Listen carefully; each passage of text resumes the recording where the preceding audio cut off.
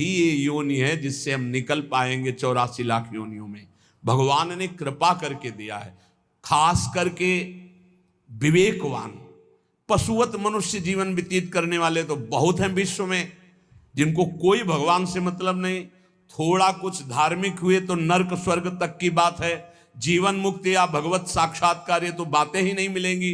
अगर कहीं मिलेंगी तो किसी भारत के ब्रह्म ऋषि का बीज बोया हुआ है तभी मिलेंगी, ये अन्यत्र नहीं है। जीवन मुक्त होना, तत्वबोध और भगवत प्रेम, भगवत साक्षात्कार ये केवल भारत की भूमि के ब्रह्म ऋषियों ने अनुभव किया।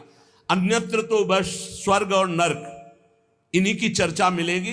अगर कहीं है तो किसी भारत के ब्रह्म ऋषि का बीज बोया हुआ है वहां, अन्यथा नहीं है। बड़े भाग्य हैं कि इस पावन भूमि में जन्म लेकर हम भजन करके भगवत प्राप्ति करते हैं। लोगों की मान्यता है हमारी कामना भगवान तो पूर्ण नहीं करते। कहां भगवान, कैसा भगवान, कौन भगवान?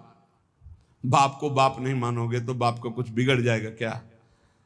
सब मम प्री सब मम उपजाए। कैसे लोग अज्ञान में भटक रहे।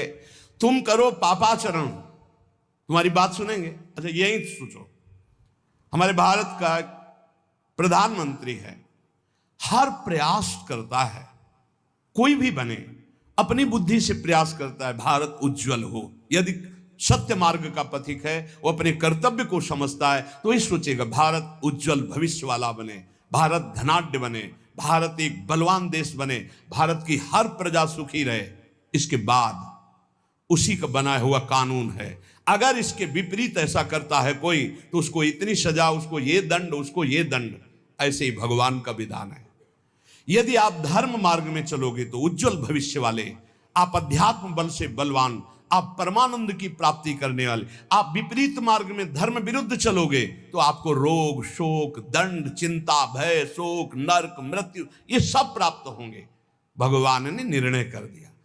अगर अब आप साबित हो चुके हो महापापी हो और आप राष्ट्रपति को प्रार्थना करें कि मेरी फांसी टाल दी जाए और उनकी मौत हो जाए, तो न्यायाधीश के द्वारा पास किया हुआ आपका फांसी का मृत्यु दंड भी टाल दिया जाएगा। ऐसे ही भगवान कह रहे हैं सर्वधर्मान परित्यज्य, रास्ता बता रहे मामेकम शरणम ब्रज अहम त्वाम सर्व पापेभ्यो मोक्षयिष्यामि मा शुचा। हे भगवान ये पूर्ण कर दो। क्या किया तुमने भगवान के लिए? भगवान ने तुम्हें मानव देह दिया, भगवान ने प्रकृति दी, भगवान ने सब कुछ व्यवस्था की। तुम केवल पापाचरण करो, भगवान तुम्हारी नौकरी करे।